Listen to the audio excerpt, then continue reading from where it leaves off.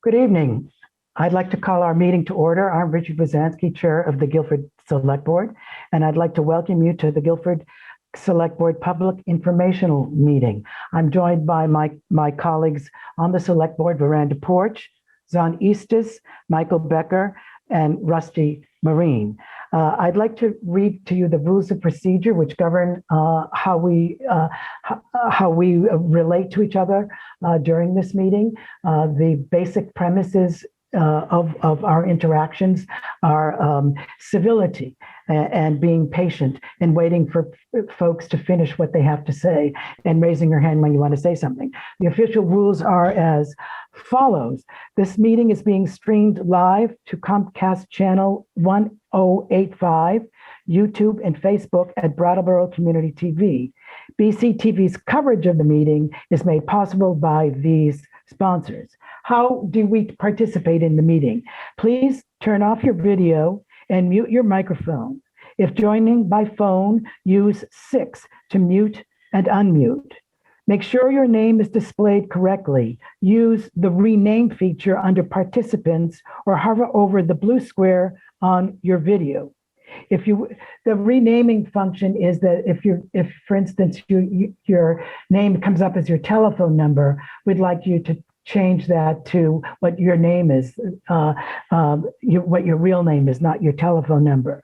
And you do that by using rename under participants or hover over the blue square on your video. If you wish to speak, use the raise hand feature under reactions or participants.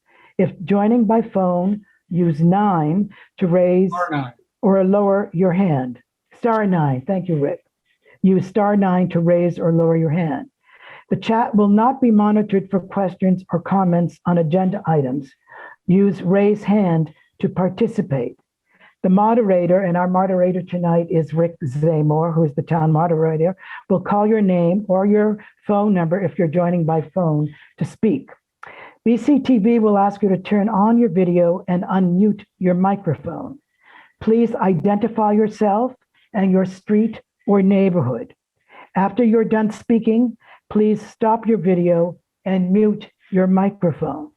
As each agenda item is completed, I will ask the director to lower all hands, or Rick will, to start the line for the next agenda item. I'd like to ask, those are the rules of procedure. I'd like to ask if there are any changes to the agenda.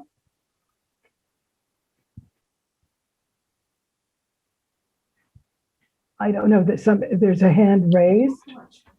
No changes from me, Richard. Oh, okay, thank you.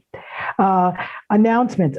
We do have announcements, and I wanted to just remind our residents about the process of the Australian ballot. And here are some important facts that you need to know about the Australian ballot. The town will vote by Australian ballot on the articles in the town meeting warning at the Broadbrook Community Center, the Grange, on March 2nd, 2021, or by mail absentee ballot. Voting at the Grange will be from 10 a.m. to 7 p.m. The Australian ballot means that we will use pre-printed ballots to vote, yes or no, on all articles presented to the town by the Select Board and on the candidates running for office.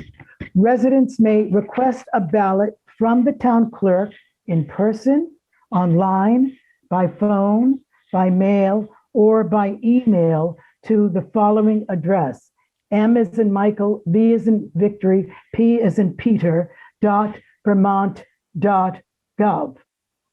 Voters may vote in person at the Broadbrook Community Center, the Grange, on March 2nd, or by early absentee voting. Ballots are available to be picked up now at the town office for early absentee voting. Early voting and absentee ballots may be dropped off or mailed to the town office. Due to the COVID prevention goal of reducing the number of voters voting in person at the polling place, residents are encouraged to vote early. And so those are facts, and those facts about the Australian ballot are also on a postcard that has been mailed to every resident in town. I know that Kathy Wilkin has an announcement about a correction in the town report. Are you there, Kathy?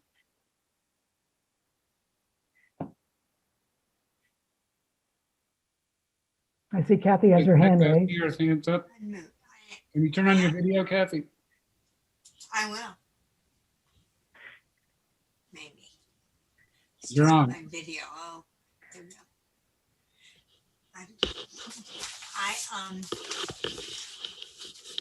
Usually the first thing we do after electing the moderator is to accept the town report, and I give a little summary of the mistakes we have made. And I'm happy to report that we only made one real mistake, but it was a doozy. We left out the name of Georgia Gale York, who was born in March, almost a year ago. And her parents were Margaret and Jocelyn York. And they were very unhappy about not being in the town report. And I didn't blame them. And I wanted to make sure that everyone knows that Georgia was born. Besides, I can't figure out how we forgot her because she comes to story time every week. Thank you, Kathy. Thank you. Okay, now we're going to move on to each of our articles that we find in the town warning. Richard, can I interrupt for 1 second? Mhm. Is that Sean Murphy who has his hand raised? You have something? Yes, thank you. It's just that I have a little sign that says host has stopped your video, so I cannot start my video. No, we will start it for you. The BCTV will turn it on for you. Okay. That's important. Everyone should know that BCTV has turned off all videos, and when you're called on, when your hand is raised and you're called on, they will turn on your video. And I would like to turn over the meeting to our distinguished town moderator, Rick Zamor. Well, okay. I thought we were going to jump right into the articles, but welcome everybody. As Richard said, this is the Warren Town meeting. It's a legal requirement under the temporary law governing the Australian ballot town meetings this year. We ask that you identify yourself when you're called on and to make a question or comment, and of course be civil and concise, and we'll have a good meeting. We had a great meeting last week, and I think we will again tonight. I think that is all I need to say because Richard has gone over the protocols. Once again, it's *6 to unmute yourself if you're on the phone, and *9 to raise your hand. And if *9, I can see you in the queue, and I can call on you if you're on the phone. And I think that's all I need to say at the moment. And we'll begin with the articles. Article 1. All right, good evening. My name is Zahn Eastis. I'm a select board member. Article 1, shall the town vote to approve highway fund expenditures in the amount of $973,457 for the fiscal year July 1st, 2021 to June 30th, 2022, for which revenues will be raised through taxes and other sources. And I just have a note to say that it's pretty much the same as it was in last year's budget, but due to the retirement of one person and a few budget cuts because of COVID, there's an overall budget reduction of $47,454. Okay. Any questions or comments on Article 1? Seeing none, we will go to Article 2. I'm Richard Wazansky, the chair of the Guilford Select Board, and I live on Packer Corners Road. Article 2, shall the town vote to approve general fund expenditures in the amount of $838,215 for the fiscal year July 1, 2021 to June 30th, 2022, for which revenues will be raised through taxes and other sources. I can just make a comment on that. The new fiscal year expense budget reflects a strategy to draw on savings to cover selected expenses generally paid for by tax revenues. These savings are reflected in the commission budgets, which are 50% this year funded with each commission's reserve funds, as well as savings garnered by moving funds from the town's general reserve fund to other town reserve funds to reduce the amount raised by taxes in the coming fiscal year. And that reduction in taxes is 12%. I'd also like to shout out to the Fiscal Financial Advisory Committee, which is led brilliantly by Sheila Morse, and they have been a great help in terms of the analysis and the creation and the development of our budget for the new fiscal year. Okay. Are there any questions or comments about Article 2? Seeing none, we'll go to Article 3. Okay, I'm Rusty Marine. I'm a select board member. I live on Bonneville Road. And Article 3 is this. Shall the town vote to continue membership in the Wyndham Regional Commission and raise and appropriate the sum of $5,121 to defray the town share of this expense?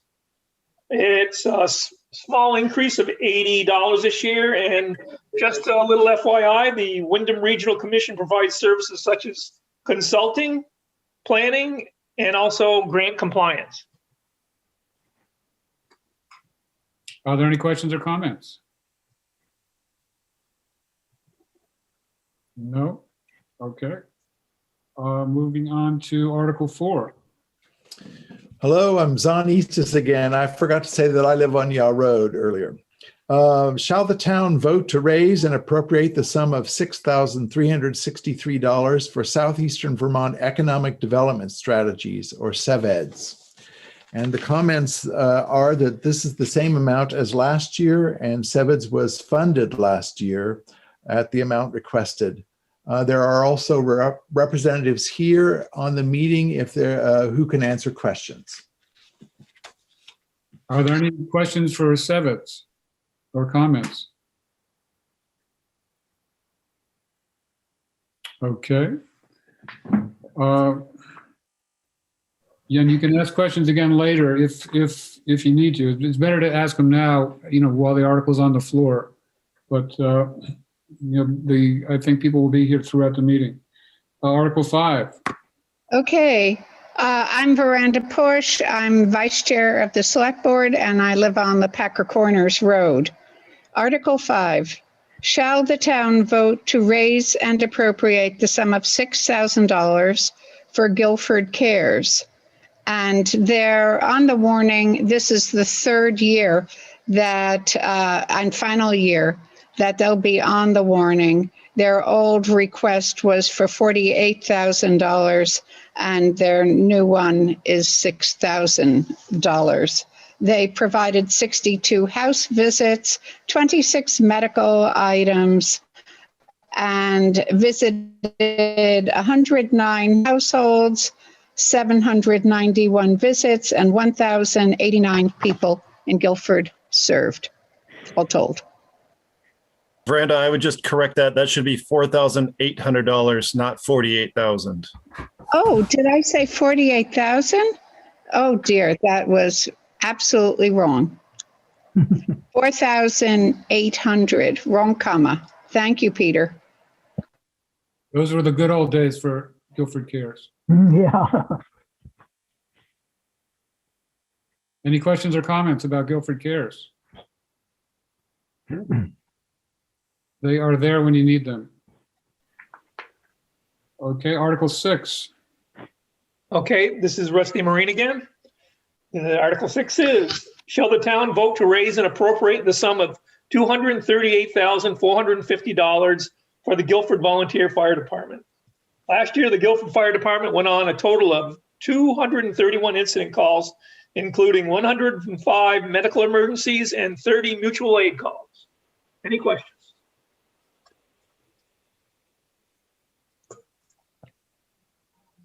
Is there any comment? Okay. I see Beth has got her hand raised. Beth Bristol.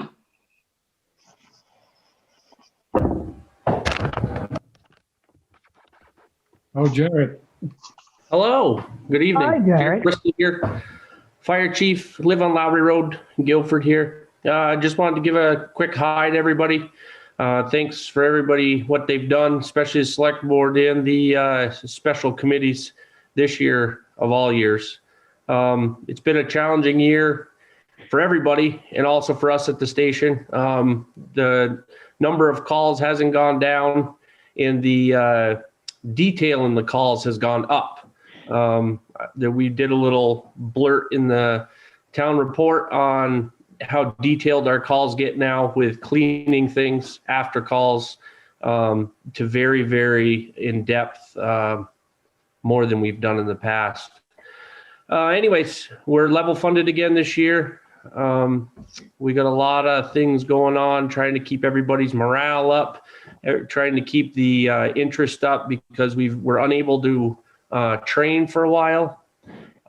We've been unable to do any fundraising, but this town came through again. We've had huge support for donations and things. We appreciate it, and we hopefully can get back to norm next year or this year, the end of this year, hopefully.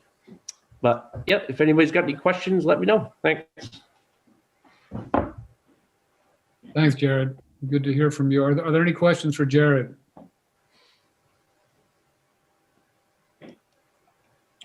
All right, hearing none, we will go on to Article 7. Hi, this is Michael Becker. I'm a Guilford Select Board member, live on Stage Road in Green River Village. And I'll read Article 7. Article 7, the Guilford Volunteer Fire Department Capital Fund. This was requested Shall the town vote to raise and appropriate the sum of $35,000 for the Guilford Volunteer Fire Department Capital Improvements Fund? And I do have a couple of notes on that. This was first requested last year, and it is not part of their annual appropriations. The select board decided to keep it separate and within the town's accounts until requested. Any questions?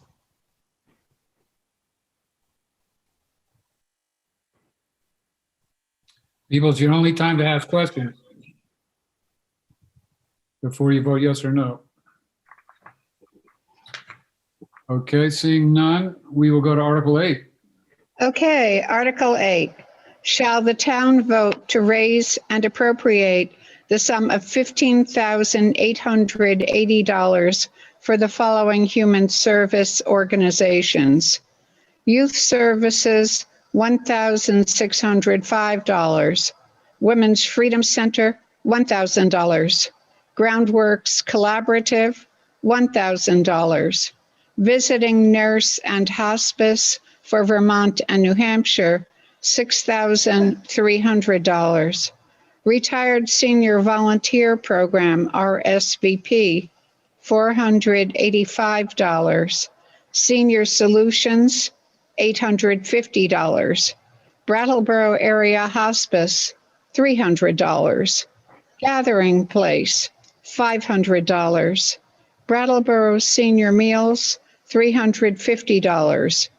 Early Education Services, $850. AIDS Project of Southern Vermont, $350. The Mover, Connecticut River Transit, $250. And SEVCA for $2,040. So that adds up to $15,880, and that's level funded from last year. Thank you, Veranda. Any questions or comments? Okay, seeing none, we will go to Article 9. Okay, this is Michael Becker again. Article 9, shall the town collect its taxes through the treasurer without discount? Interest at 1% or fraction thereof will be charged after October 15th. Any questions? And the only comment I'll make is that that's what it was the year before and the year before that. It's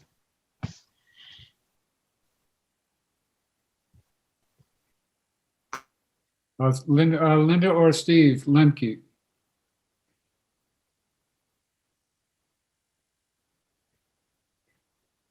You'll need to unmute yourself, and there you go. You're ready. Hi, it's Steve Lemke from River Road. This is a general question on all the budget items for Richard or Peter, and it's sort of speculative. It's related to if the COVID relief package goes through Congress and states and towns get money. Has the town received any money from the COVID relief side of things, and do you anticipate getting some if this bill goes through? And sort of gradually, if so, is there a planned place to put it? Peter, would you like to speak to that? I'd be happy to. So to answer one of your questions, Steve, yes, the town did receive some funds from the first round, approximately $1,700 to cover some COVID expenses that we did not normally have. Regarding your second question, that's really unknown. It's a big question, and should we get any funding, it will be up to the select board to decide how to use that. We have not had a huge number of expenses that have been outside of the budget that would qualify for at least the previous funding. If the federal government were to change their requirements to receive that funding, that might be a different story, but we really won't know until we get more information on it. Okay, thanks. That answer your question, Steve? Yes, very well. Thank you, Peter. Any other questions? All right, moving on to Article 10. I will also be reading Article 10, Michael Becker. Article 10, shall the voters of the town of Guilford authorize the town to withdraw from the Wyndham Southeast School District?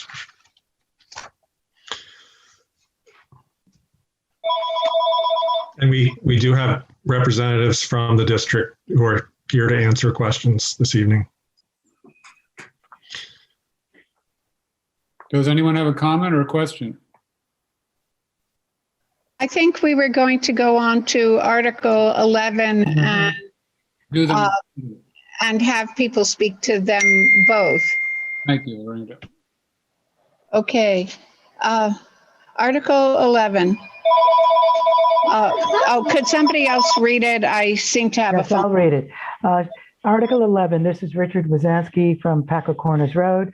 Shall the voters of the town of Guilford conditionally approve and ratify the withdrawal of the towns of Brattleboro, Dummerston, and/or Putney from the Wyndham Southeast School District, subject to the certification of results from the respective town votes to withdraw on March 2nd, 2021. And we do have representatives here from the WSESD to answer questions or make comments. Thank you, Richard. Does anyone want to speak to this? Yes, we have Sean Murphy. Yes. Oops, I still don't have a video for some reason. Oh, maybe I have to start my video. There we go. Yeah, okay, thank you. I noticed that Andy and Frank, the superintendent and the CFO of the WSESD SU are here.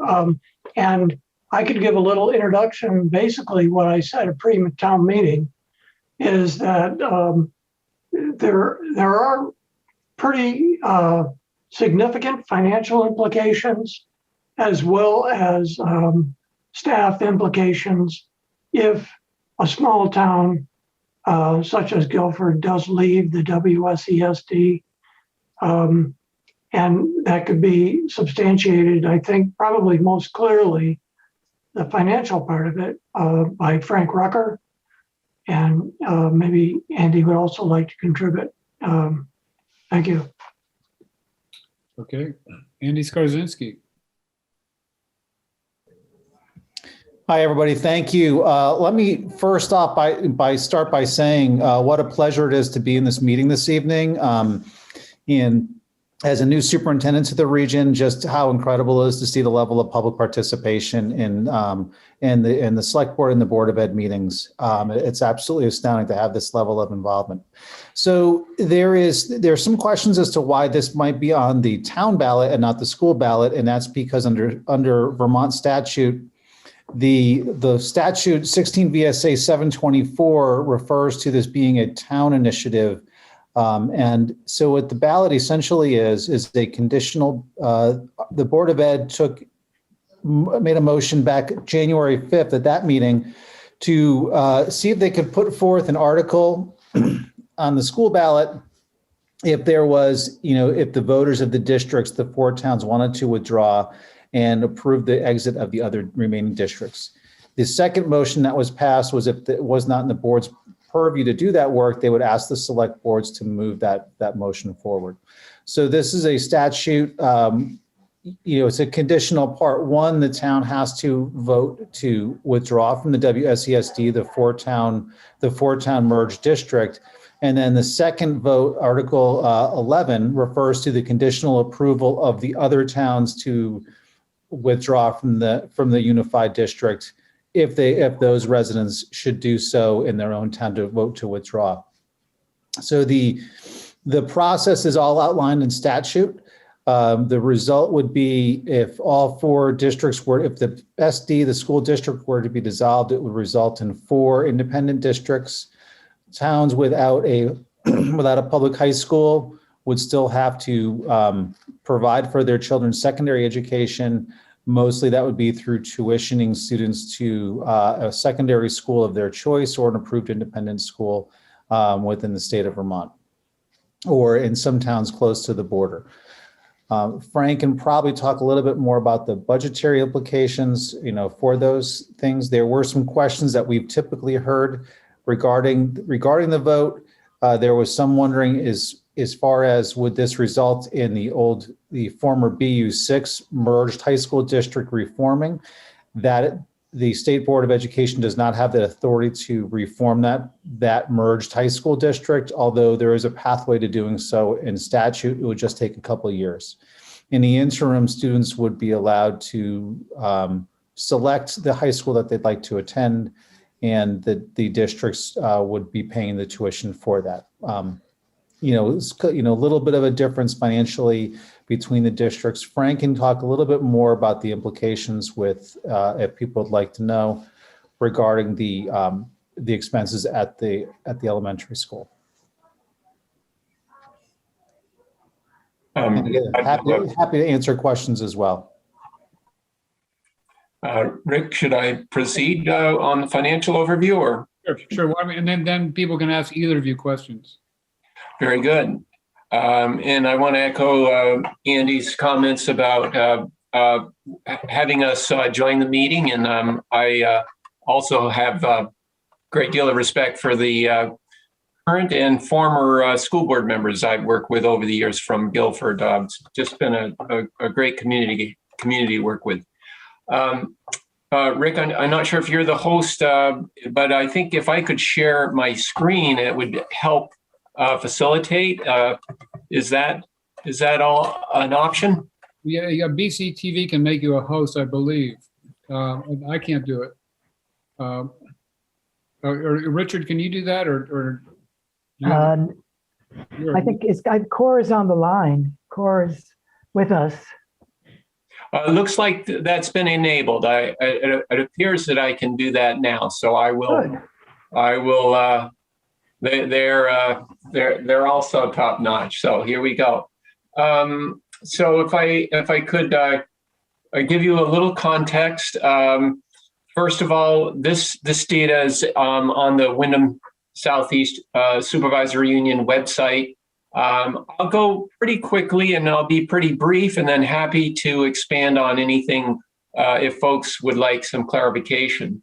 I thought I would start by just noting that here we are with our 2,200 students as a unified system. Just to give you some context, and Guilford is within this. Here's the Guilford statistics for enrollment, and we have been fairly flat, and this down year reflected when Vernon withdrew from the union. So with that aside, we've had this 2,200 student enrollment base. Excuse me. The other sort of context I wanted to share is here's the fiscal year 22 projected unified budget, the Windham Southeast School District unified budget, $1.70. And I think it's important to note how that this is the lowest tax rate that has been projected for the region in the last 7 budget periods. See, this $1.70 is lower than all prior years. The Windham Southeast School District was formed in fiscal year 2020 by the State Board of Education. And you see, prior to that, we're comparing these average tax rates to the equivalent of a unified system. This is important to note that this is the homestead and it is the equalized tax rates. As you know, each town's tax assessments vary depending on when they get reappraised and what's going on in a particular town's real estate market. But these are equalized so that we're taking that component out of the picture. So $1.70, maybe just keep that number in mind for a moment. The next context in terms of understanding the impact to Guilford if we had a dissolution of the unified school. What we've done is this is the actual proposed budget of $52 million as a unified system. We, in order to get to a tax rate, we need to identify revenues we don't need from the education fund. So this is $8 million primarily in tuitions that come in to the UHS campus. So $52 million in proposed spending, $8 million in revenues. We divide the difference between spending and revenues by our students, and that's how we develop a tax rate. So what we've done is we've taken these 3 key statistics that are used to develop a tax rate, and we said, well, okay, if we dissolved using the proposed budget, what would Guilford look like?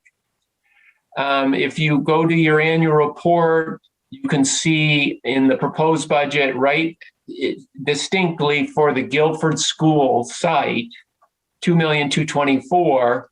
And then we've taken the allocation for special education services, transportation, and those other things that are not charged directly. They're called district-wide programs. And we've identified Guilford's share as this would be a pre-K through 6 school, and their share of the special ed costs and so on, for a $2.6 million budget out of this $52 million.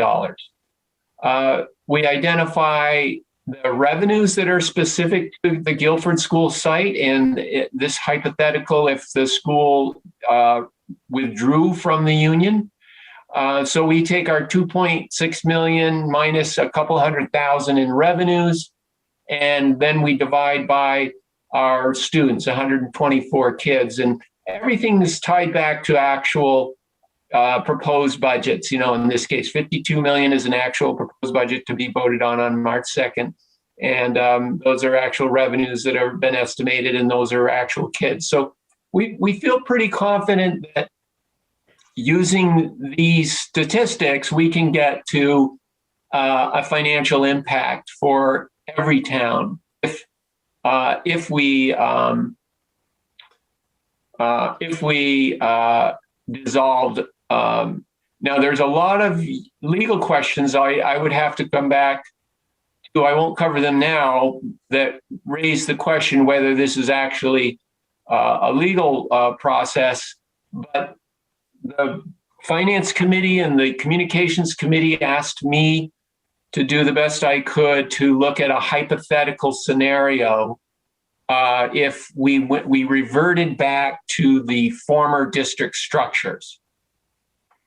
So this is how we get to a tax rate. I just mentioned the 2,000,006. I just mentioned the 193. And then there's that 124 kids for Guilford. And when you just follow the funding formula, we take the 2.5 million divided by the kids, and we get $20,000 per student. All schools across the state do the same process to develop a local homestead tax rate. We compare it to what the legislature sets as a number if a community approves a budget beyond the number that they set. It's called a excess spending threshold. Then a penalty is assessed. And under the proposed budget, if we split the unified union into separate parts, it creates this mathematical result that increases the cost per student from $19,391 to $21,500. And that would be an 11% increase for the Guilford school if it was separate. And this is assuming that we're still spending the same amount of money. It's just the way the school funding formula is designed. It is designed to favor systems of larger than 900 students. That was part of Act 46. And the theory there is, there's a lot of theory, but from a financial point of view, it's the ability to share resources and increase the utilization of every aspect of operating a school is much higher when we get into class sizes of 20 to 30 students per grade level. And then in our larger elementary schools, we have two sectors of those. In academy school, we have 3 third grade teachers. A larger system allows the single employer, and that's one of the key issues, a single employer to share staff to smooth out the variations from enrollment. Really is what drives everything, is our students, and of course how many students we have, and then their needs. But here's the mathematical impact. The balance of this analysis goes into a question that is, we've learned subsequent to me doing this analysis that it's certainly unlikely that at the secondary level, so now we're talking grades 7 through 12, that Brattleboro Union High School would not be reformed. I used the hypothetical analysis as if it would have been reformed, just so that I met the committee's request, which is give us an analysis of what it looks like prior to the merger. And if that happened, we just talked about the elementary tax rate, $1.89.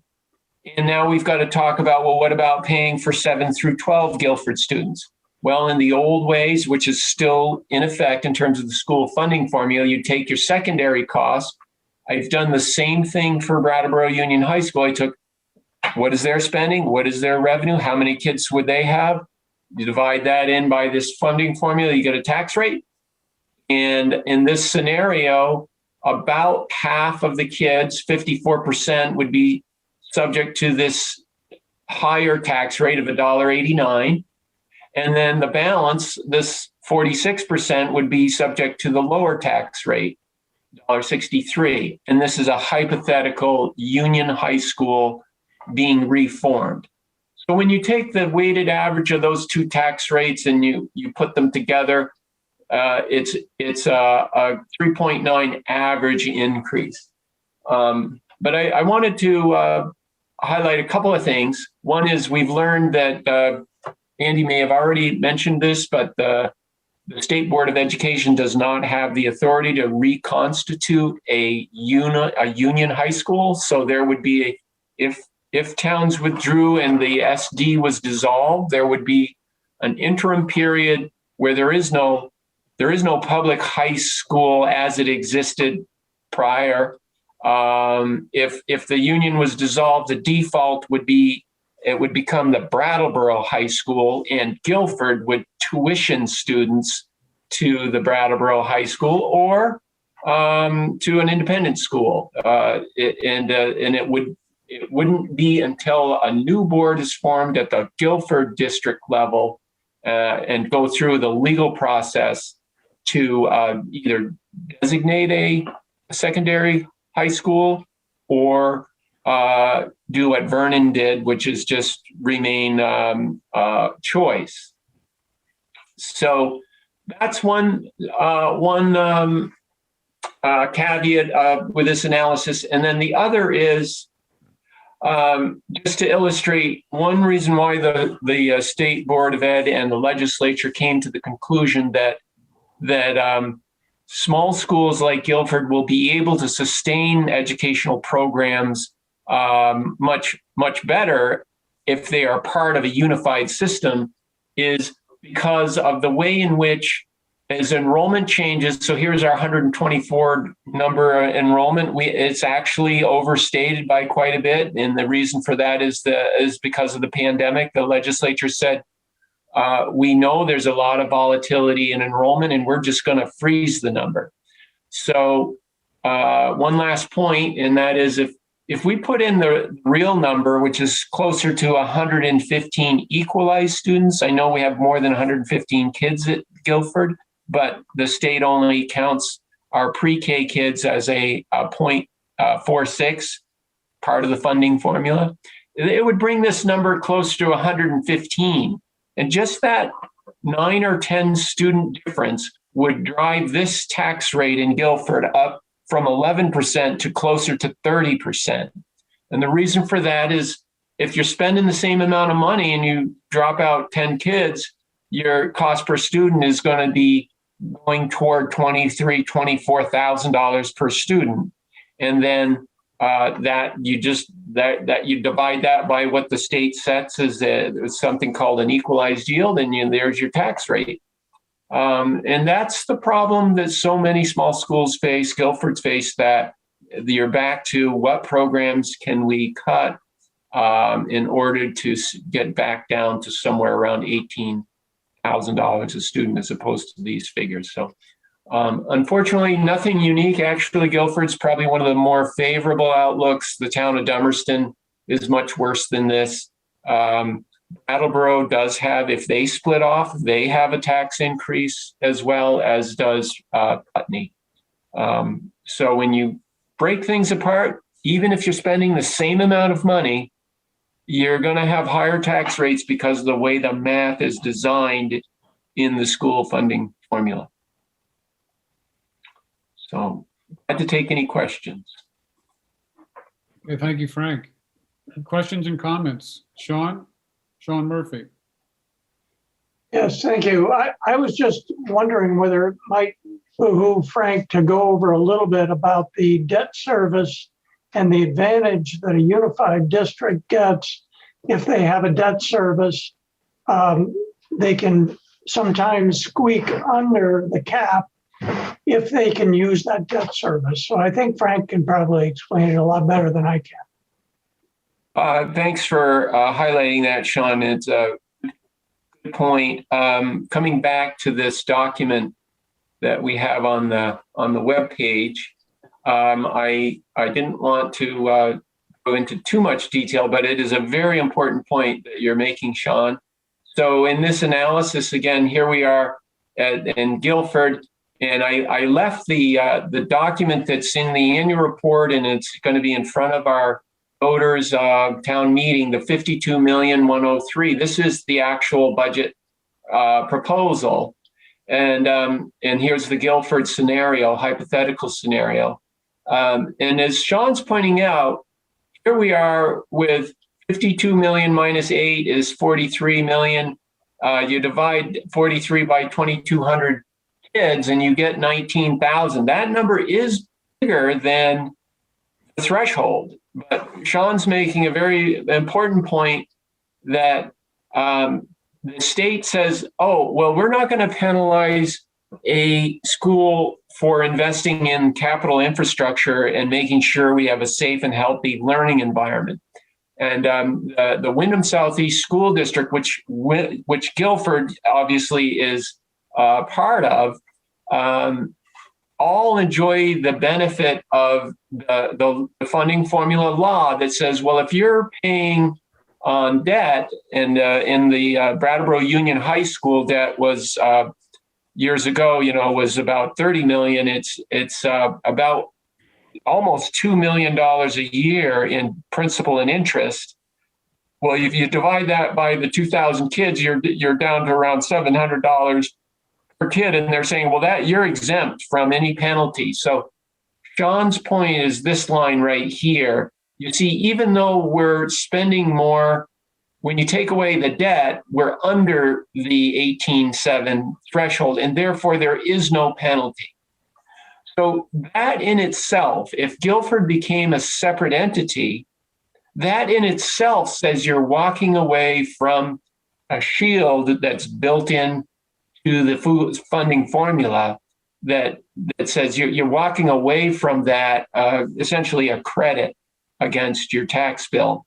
And you are inheriting that liability and then doubling it, because that's the way the penalty works. Every dollar a school district spends over the threshold, it's doubled. You see, it's added back to the number that you're already proposing. See, so 20,000 is already $1,300 over that. So they're taking your 20,000 and then they're saying, okay, and now we're going to tax you again on that. So it's 1,386 plus the 20. And that's again where, even though we're still spending 2.6 million in this scenario, we're being taxed at a much higher level. And this is part of the state's recognition that the grand list in the state of Vermont and the income level and the resources available have limits in terms of funding public education. And they set this threshold to encourage communities to not spend beyond that, because in their view, they're saying it's taking away resources from commerce and human services and other state agencies. So thanks for raising that question, Sean. Okay, any questions or comments on these two articles, 10 and 11? Ann Ryder. Hi, everybody. Andy, thank you for being here. Frank, thanks for that really good explanation. I am just once again struck by, frankly, the irresponsibility of the school board in putting these two articles forth without really even having the answers to the questions that were raised by this.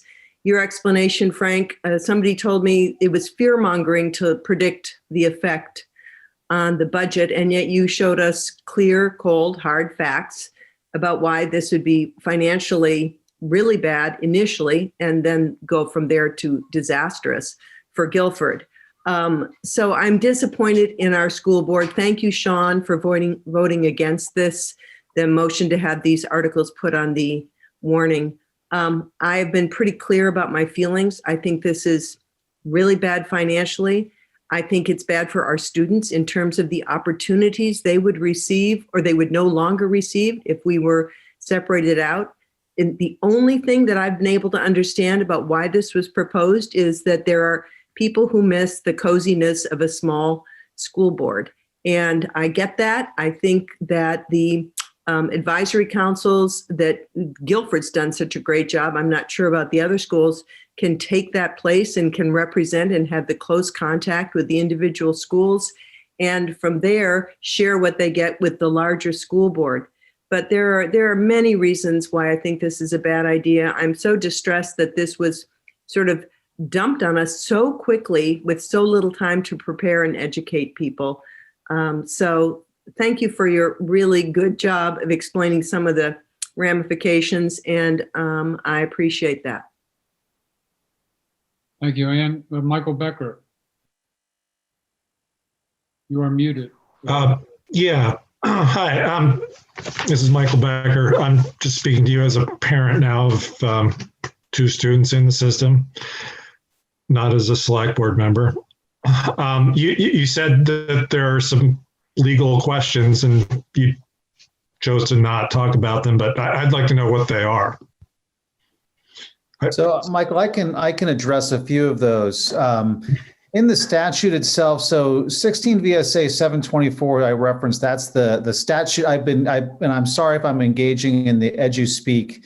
Essentially, the statute that pertains to withdrawal doesn't really contemplate the breakup or dissolution of a forced merger. So it's very clear in the statute that the language pertains to districts that voted to agree to merge or basically voted to merge. The WSESD is not a district that had agreed to merge. And so there's some kind of questionable status as to would this be a legally binding vote anyways? That information came to us late through the process. Our attorney had informed us that this was uncharted territory to begin with. As we've said in the statute guides the process. And so the next step after the certification of results is that it would go to the Secretary of Education, who would convey the results and the information to the State Board of Education. They would rule upon that. There has not been a case in which they've ruled upon a forced mergers withdrawal. And so there's a question there, related to that. The second question goes into the role of high school or secondary school choice for students and the powers that would be granted to a transitional board before they were to assume full authority over a district. So in the interim period between an approval, if everything went according to the pace that it should, if the State Board of Education ruled in the favor of the voters and they broke up the merged district, there's some question as to what would those powers be to a newly formed transitional board before they officially took office. They would be voted and elected upon, but mostly for just operational concerns and settling debt. But that would be determined by the State Board of Ed, but it wouldn't really allow for those groups to say, let's form a union high school again and go through that whole process, which is again identified in statute, nor would it really allow the districts to say, let's put forth a vote to our electorate around designating 1, 2, or 3 institutions for secondary schooling. So those are the 2 big legal hangups that we see right now. And those are things that are still questionable. I will say that the attorney for the Agency of Education indicated that she felt like this would not be a legally binding vote, and our counsel indicated the same. Okay, thank you. That was Andy Skarzinski, just for the record. Veranda Port. Oh, hi. I'm not speaking as a select board member now, but as somebody who's been involved with Guilford School as an artist in residence for a long time, and also has sat in on a bunch of leadership advisory council meetings. And one of the things that is really strange to me about this is that nobody has come forward to speak in favor of these articles, not in public prints, not really in our town, bringing it forward. The most that they've said is that we should have a chance to vote on it, but nobody has spoken of any advantage. And that's just, peculiar. I'm not asking any of the district people to do that, but if there is anybody in our town who's at this meeting who thinks it's a good idea, I wish they would just say something about it. Thank you, Veranda. Does anyone want to speak in favor of the articles? Sean, hold on 1 second. Let's see if anyone else wants to speak.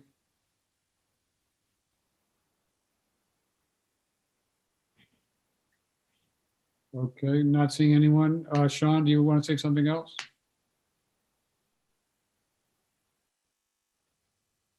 And Steve or Linda Lemke? Whoever comes on first. Sean had his hand up, but I don't see it now. So Steve or Linda, you're on. Hi, it's Steve Lemke from River Road. I have a question about alternative plans. If I remember correctly, if a town wasn't part of a union, it was, if I remember correctly, it was required to come up with an alternative plan of how the students would be served. A, is that correct? Is that correct? Is my memory correct? And B, if it is correct and the town voted to get out of the union, would it be required to come up with an alternative plan again? Thanks, Steve. I can address that. This is Frank Rucker again. And by the way, Steve, it's been a little while since we've met, right? But you're the same Steve Lemke. Okay. That's right. Nice to see you again. Yes, you're recalling that correct. And that was part of Act 46.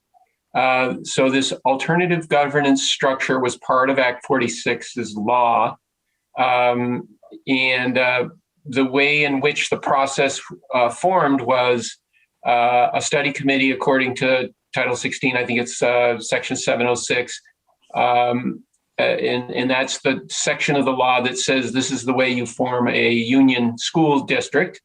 The study committee made recommendations to the State Board of Ed to merge, but there was a group, a subgroup within the study community subcommittees that said, well, we think that there is a viable alternative governance structure that would meet the criteria of Act 46.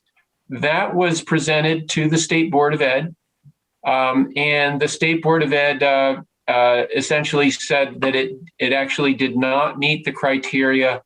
And essentially the arguments, many of the arguments, you can see the report from the Secretary of Education that basically said, it sort of underscored that many of the objectives of the alternative governance structure were actually better served through a unified union system. So that's almost a quote from the report. You could see these reports June of 2018 and November 28th of 2018 as well, I believe, and those are on the state's website.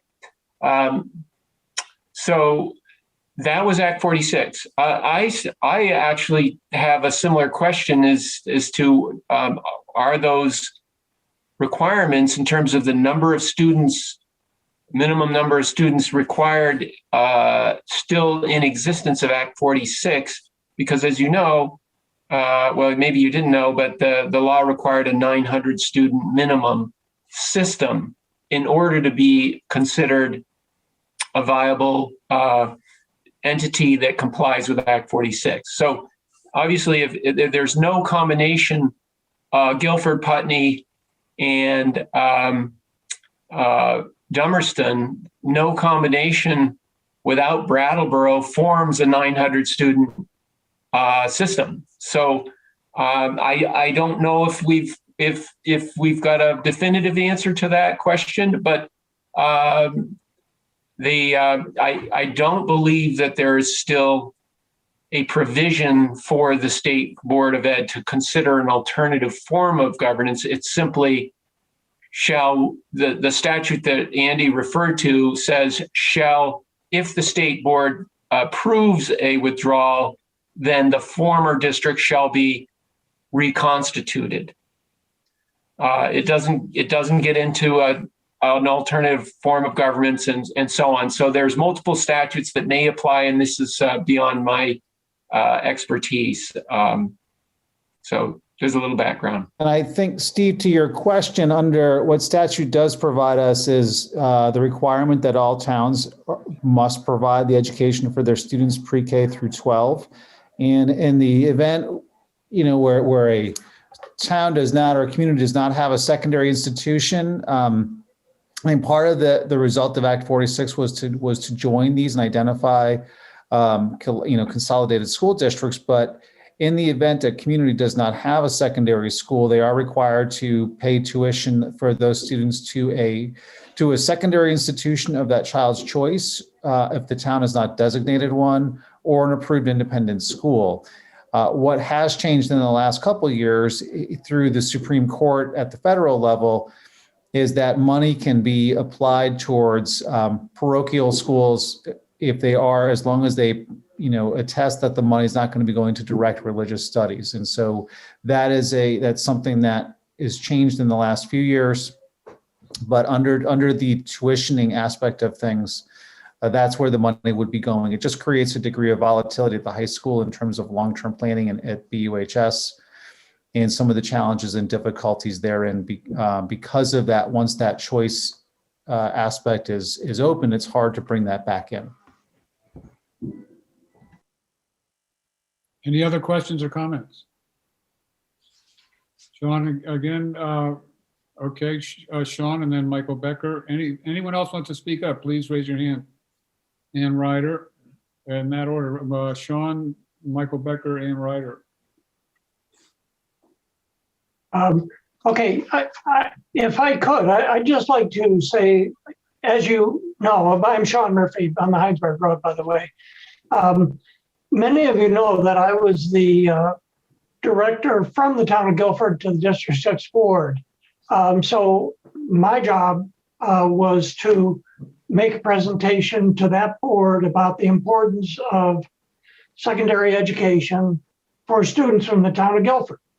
And I did it for many years. It was actually a pretty enjoyable process. And I was thinking ahead, if we did not have, if we no longer had the WSESD, then we would lose all representation within the high school.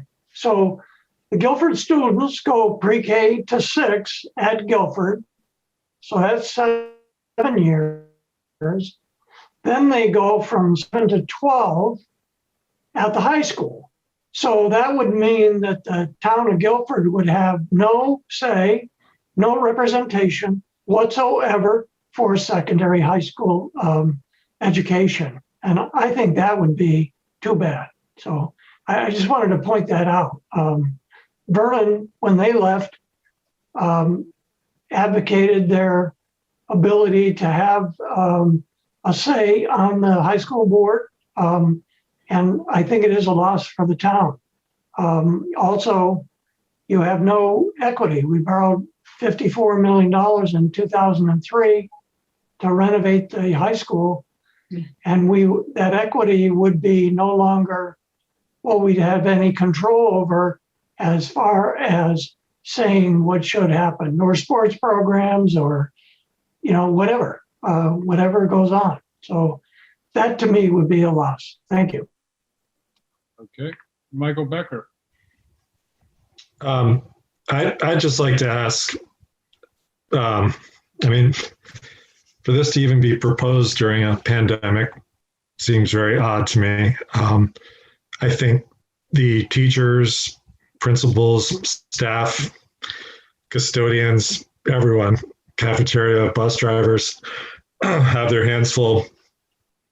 I'd just like you to speak, Andrew and Frank,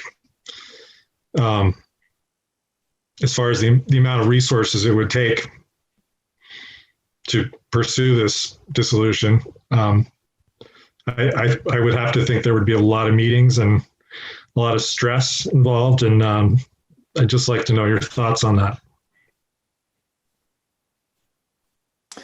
Thank you, Michael. I think that it would be premature for me to identify what the stress that would be. And I can say that our administrators, teachers, custodial staff, paraprofessionals, school nurses, secretaries in our buildings have worked around the clock to make sure that schools are open and that they're open safely.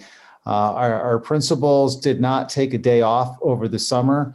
And in fact, I was persona non grata when I told them that they needed to take the December vacation off at the holiday time. because they're that committed to their schools and making sure that their schools are opening and operating safely. It really is a truly incredible group of people and individuals that are so committed to their students. It's awe-inspiring on a daily basis. I could think about, I can go down a rabbit hole that, I know that for a central office level, for instance, we were able to save some money on the supervisory union side because our auditing costs were less, and our business office is down an individual. We were able to reduce that because it went from 7 budgets to 3. The idea of recreating 4 more budget codes, looking at different things that have taken place is it's a big lift. I can say factually that there has been a significant amount of collaboration between all the elementary principals, whether it's sharing of thoughts, ideas. It goes so far also as to sharing personnel and sharing individuals between schools. There was the Guilford Vernon Putney Collaborative Online School is a entity that would have been difficult to form had it not been for the merged district. I can say that the principals meet regularly. We meet as a group weekly, and then they meet individually as a group. So to tackle what this might be, it injects a degree of volatility into their days. There's a question around staffing, and that will come up as well. And so right now, everyone in the 4 towns is an employee of the WSESD.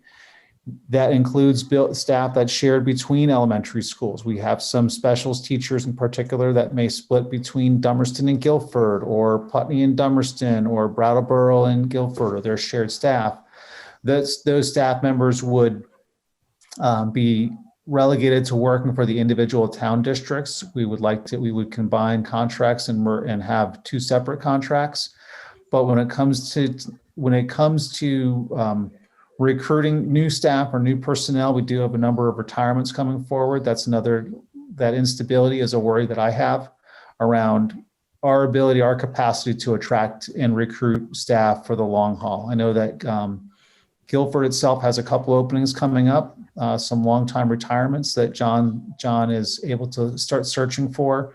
We want to make sure that we create the conditions that are the best conditions to get the best people in front of our kids.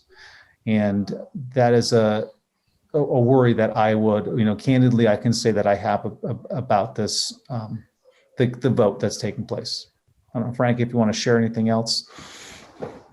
Sure. Just absolutely echo everything that Andy has just shared. And then in addition, the uncertainty that it creates is seriously problematic when it comes to future capital improvement projects, and many of them are not so future. They're like, they should happen this June. But after speaking with the Vermont Bond Bank and government banking representatives, they've made it clear that that if there is ambiguity in terms of what legal entity we are as of March 3rd, they're not going to be interested in making loans. And in fact, we had hoped to pursue a addition renovation project at the Academy School. It's been a long-standing issue around a modular building that's fully depreciated, and we need to accommodate kids in the main building. And those sorts of issues are on hold until this process is resolved. So, as Andy has said, creates from an operational point of view a lot of uncertainty, and it's obviously unsettling for our 400 employees who, may have a different employer, which requires a different, benefits package, a retirement plan, all of these things that Andy was just saying around recruiting and retaining great people. These are not things that lend themselves to doing that. And, personally, I've been very disappointed that this initiative has been forth by this board. Thank you. Okay, Maggie, you're up. Maggie Foley. Hey, everybody. I just wanted to chime in and say that I see that no teachers are on tonight's call, and I'm glad to see that because it's February vacation. But if anyone hasn't seen it, I would encourage them to check out the letter from Guilford teachers signed by 24 of our staff and teachers who encourage people to vote no on these articles. In addition, I think Frank and Andy probably didn't say that this has also been a whole lot more work for them. I feel like I've seen both of you many evenings lately, so I know this is taking up a lot of your time, and I appreciate that time. And I appreciate all the time you've put in over the course of this year leading up to this issue. I think that already everyone at the district and at our school, we're putting in so much work to make the schools safe for our children. And Andy, I've really valued your steady leadership through the pandemic that has kept our kids in school and our kids safe. And Frank, I've also valued the work that you did to get air quality improvement systems into Guilford. And as a Guilford parent, I felt much better sending my kid to school since those changes were made in December. So I want to thank you both for your time, because I know that this probably isn't ideal to be spending this evening with us, but I appreciate all the information that you've given to Guilford voters tonight. And I hope that those of you that are on this call will join me in voting no on both articles. Thank you so much. Okay, thank you, Maggie. Ann, you had your hand up, but now it's down. Are there any other comments or questions about Articles 10 and 11?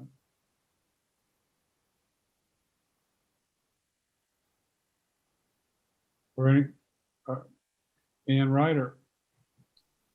Hi, I would say this is, basically the reason I put my hand down is because Sean got at my question. We invested a huge amount in the high school. You know, we put a lot of tax dollars towards the $55 million improvement, and to walk away from that investment is kind of too bad. The other thing I want to say is completely unrelated to these articles, but I'm not sure when we're going to finish out.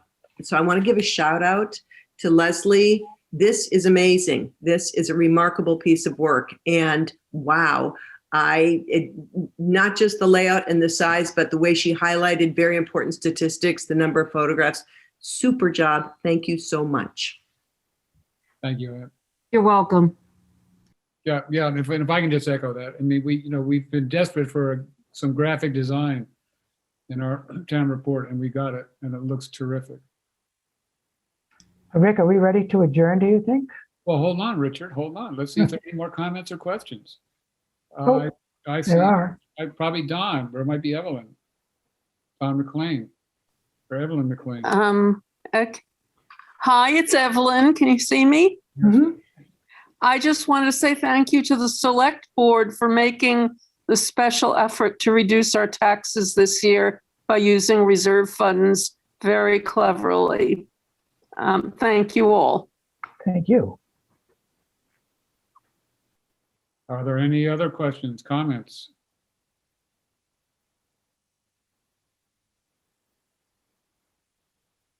Last chance, people. Okay, I guess, hold on, oh, here we go. Sean, you've got your hand up, but Andy Burrows or Elise Burrows is ahead of, I mean, you've spoken a lot, so I want to let them go. Andy or Elise? Just a quick question, and that is, there are two articles. What kind of mayhem is going to be caused if one of them passes and the other doesn't?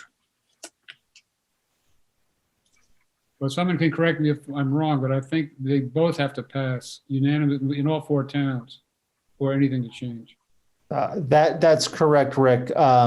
Any town has the potential to block the entire move by voting no to the withdrawal. A town could elect not to withdraw, but then approve the withdrawal of others. It does create a bit of chaos that the State Board of Education would have to figure out. Ultimately, if Brattleboro, for instance, decided to withdraw from it, the state, and as the largest district, the State Board of Education would have to consider, is the WSESD viable, or would allow that to happen. But that's a great point. Thank you for raising it, that it does create a bit of chaos that has to get sorted out, and it may take until August or September to do that.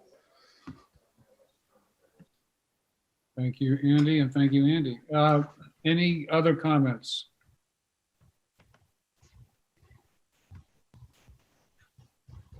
Okay, Sean Murphy. Thank you.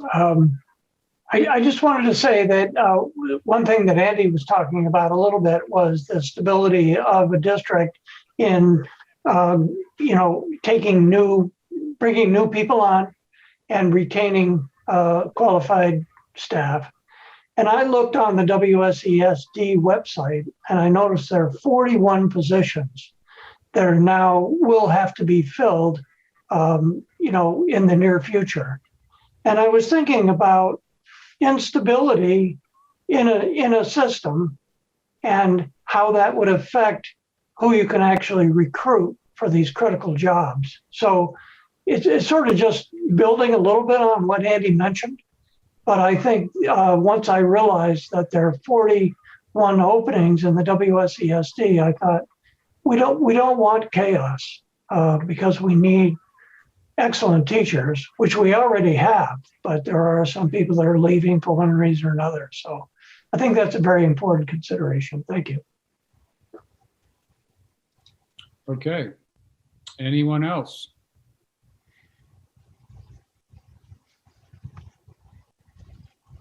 All right, seeing none, I guess we will close the meeting. I want to thank everybody for attending, and Andy Skarzinski and Frank Rucker for joining us and providing all that information, and for everyone who spoke. And as I said last week, it's a great town, and this town meeting is so important. And it's so important to vote.